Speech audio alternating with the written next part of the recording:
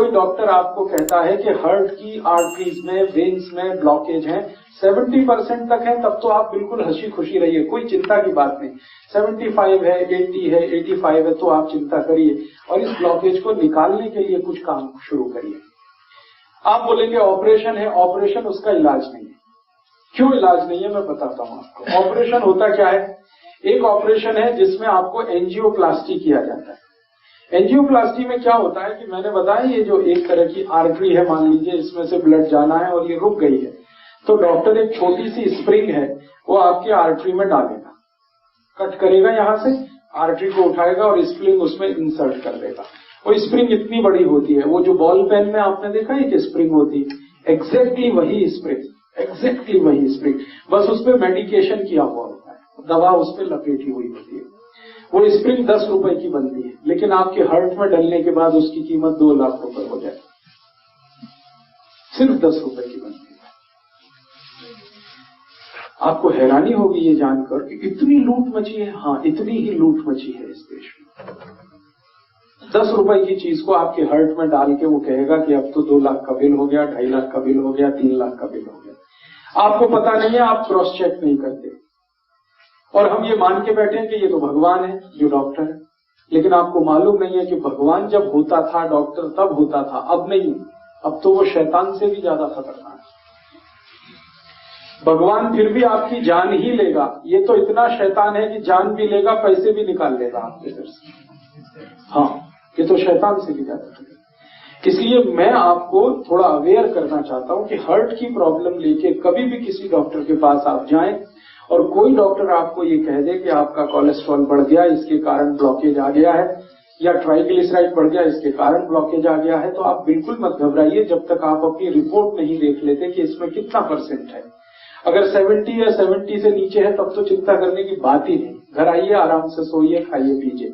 70 plus है तो जरूर थोड़ी चिंता की बात है, लेकिन उस चिंता को दूर करने के लिए कुछ उपाय हैं जो मैं आपको बताना चाहता हूं। ऑपरेशन उसका उपाय नहीं है। क्यों? मान लीजिए उसने एक आर्टरी को कट किया और एक स्प्रिंग डाल दिया। स्प्रिंग मैंने कहा इतनी सी है, इतनी सी स्प्रिंग यहां आ गई, ठीक है। अब ये स्प्रिंग डाल दी तो इसमें होगा क्या कि आर्टरी का थोड़ा एक्सपेंशन हो गया, तो खून ज्यादा जाने लगेगा। 1-2 दिन आपको बहुत रिलीफ लगेगा, लेकिन आगे और पीछे जहां स्प्रिंग है ना, उसके आगे और उसके पीछे वहां फिर जमा हो जाएगा क्या? कचरा, कीचड़, कोलेस्ट्रॉल फिर जमा हो गया, तो फिर तकलीफ आएगी आपको। फिर दोबारा आप डॉक्टर के पास जाएंगे, फिर कहेगा आपको एक और एंजियोप्लास्टी कराना पड़ेगा। तो जहां पे उसने स्प्रिंग डाला था उसके आगे पीछे और एक डाल देगा, फिर आपका 2-2.5 लाख का खर्चा। फिर उसमें क्या होगा, जहां स्प्रिंग पड़ गई वहां से तो ब्लड निकल गया, फिर उसके आगे और पीछे फिर वही समस्या। मतलब सीधा सा ये है कि ब्लॉकेज होने की टेंडेंसी जब तक आपके ब्लड में रहेगी तब तक ये होता ही रहेगा, आप चाहे कितनी एंजियोप्लास्टी करा दीजिए। और एक आर्टरी में 2 या 3 से ज्यादा एंजियोप्लास्टी हो नहीं पाती क्योंकि वो बहुत वीक हो जाती है। तब डॉक्टर आखिर में कहता आप बाईपास सर्जरी करा लो। बाईपास सर्जरी में क्या होगा, जो आर्टरी है उसके पैरेलल एक दूसरी आर्टरी लगाएगा और इसको बंद कर देगा। लेकिन अगर ब्लॉकेज की टेंडेंसी उसमें भी बनी हुई है तो थोड़े दिन में उसमें भी ब्लॉकेज आ जाएगा। कीचड़ भरने की अगर नाली में टेंडेंसी है तो नाली कितनी भी नहीं बनाते रहो, कीचड़ भरने ही वाला है। आप कुछ ऐसी व्यवस्था करो कि पानी के साथ नाली में कीचड़ ही ना जाए, ब्लड में कोलेस्ट्रॉल बढ़े ही नहीं, ट्राइग्लिसराइड बढ़े ही नहीं। और कोलेस्ट्रॉल बढ़े तो वो बढ़े जो अच्छा वाला है, जिसको हम HDL कहते हैं। खराब वाला क्यों बढ़े, LDL और VLDL। तो मूल बात जो हमें समझने की है वो ये कि हार्ट की प्रॉब्लम में कभी भी आपको डायग्नोसिस कर दिया किसी डॉक्टर ने कि आपको हार्ट अटैक आने वाला है, हार्ट फेल होने वाला है, कार्डियक अरेस्ट होने वाला है क्योंकि आपकी आर्टरीज में यहां ब्लॉकेज है, यहां ब्लॉकेज है, तो इसमें चिंता नहीं करना है, चिंतन करना है। चिंता करेंगे आप, घबराएंगे, घबराहट में वो सारे पैसे आपके निकाल लेगा, क्योंकि यही आपका वीक पॉइंट है। आप चिंतन ये करिए कि मेरे ब्लड में जो खराब कोलेस्ट्रॉल है वो बढ़ क्यों रहा है, ये कम हो जाना चाहिए। अब ब्लड में खराब कोलेस्ट्रॉल बढ़ने से ही ब्लॉकेज है, तो खराब कोलेस्ट्रॉल बढ़ने के कारण जान लीजिए। किन कारणों से खराब कोलेस्ट्रॉल बढ़ता है और किन कारणों से अच्छा कोलेस्ट्रॉल बढ़ता है। जिंदगी में जितने भी लोग डालडा खाते हैं, डालडा आप समझते हैं, वेजिटेबल ऑयल, ये डालडा सबसे खराब वस्तु है जो खराब कोलेस्ट्रॉल को बढ़ाती है। खराब कोलेस्ट्रॉल मैंने फिर बोला एलडीएल और वीएलडीएल। एलडीएल और वीएलडीएल आपके खून में सबसे ज्यादा तब बढ़ता है जब आप डालडा खाते हैं और रिफाइंड ऑयल खाते हैं और डबल रिफाइंड ऑयल खाते हैं, ट्रिपल रिफाइंड ऑयल खाते हैं। तो refined oil, double refined oil, triple refined oil, Dalda, ये 4 नाम हमेशा याद रखिए जो सबसे खतरनाक है आपकी जिंदगी के लिए। इनसे जुड़े हुए अगर प्रोडक्ट आपके घर में है, डालडा या डालडा का कोई भी प्रोडक्ट, XYZ ब्रांड नेम से आ सकता है। रिफाइंड ऑयल का कोई भी प्रोडक्ट XYZ नेम से आ सकता है। वो रुचि हो सकता है, वो सोया हो सकता है, वो गगन हो सकता है, वो पता नहीं क्या क्या नाम से हो सकता है। ये सब वो प्रोडक्ट हैं जो आपके शरीर में खराब कोलेस्ट्रॉल का निर्माण करते हैं। खराब माने एलडीएल और वीएलडीएल, उसके कारण आपको ब्लॉकेज। तो क्या करना चाहिए? इमीडिएट आपको फैसला करना चाहिए कि भाई हमारे घर में डालडा नहीं आएगा, हमारे घर में कोलेस्ट्रॉल खराब बढ़ाने वाला कोई भी प्रोडक्ट नहीं आएगा। तो डालडा हटा दीजिए, अपने भोजन से डालडा निकाल दीजिए और रिफाइंड ऑयल भी निकाल दीजिए, डबल रिफाइंड भी ऑयल निकाल दीजिए। तो रिफाइंड और डबल रिफाइंड और डालडा निकालते ही आपका कोलेस्ट्रॉल घटना शुरू हो जाए इमीडिएट। और अगर आप चाहें तो 3 महीने ऐसा खाना खा के देख लीजिए जिसमें डालडा की 1 बूंद भी ना डाली गई हो और रिफाइंड और डबल रिफाइंड ऑयल ना इस्तेमाल किया गया हो। 3 महीने में वो डॉक्टर ही कह देगा अरे आपका तो बहुत कम हो गया एलडीएल और वीएलडीएल।